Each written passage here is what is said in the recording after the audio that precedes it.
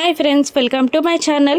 భూమిని అరెస్ట్ చేయడానికి నక్షత్ర పోలీసులని పిలిపించగా భూమి కాఫీ పట్టుకొని ఇలా అంటుంటుంది, నిందల పాలై నేను పోలీస్ స్టేషన్కి వెళ్ళడం కన్నా ఇక్కడే నిజాయితీ నిరూపించుకొని చావడం మంచిది అని అంటూ అపూర్వ దాగిన కాఫీనే తాగేస్తుంది. కానీ శరత్చంద్ర భూమి అని అంటున్న భూమి మాట వినదు. ఇక కాఫీ తాగాక భూమికి ఏమీ అవ్వదు.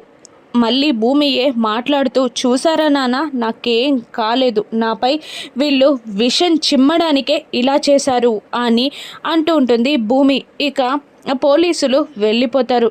ఎందుకు అని శరత్చంద్ర అడుగుతూ ఉండగా, అవును నేనే చేశాను, నాకు ఈ దత్తత పూర్తిగా ఇష్టం లేదు, అసలు మీరు దత్తత తీసుకోకూడదు అని నక్షత్ర అంటూ ఉంటుంది శరత్చంద్రని. ఇక శరత్చంద్ర షాక్ అవుతాడు ఆ మాటలకి. అపూర్వ ఇలా అంటుంటుంది, ఏ విధంగా కూడా దత్తత ఆపవా బావా అని అపూర్వ అంటూ ఉండగా శరత్చంద్ర ఆపను అని అనేస్తాడు. ఎందుకంటే భూమిని ఎప్పుడు చూసినా కూడా నాకు శోభాచంద్రకు పుట్టిన కూతురే అనిపిస్తుంది అని అనేస్తాడు శరత్చంద్ర.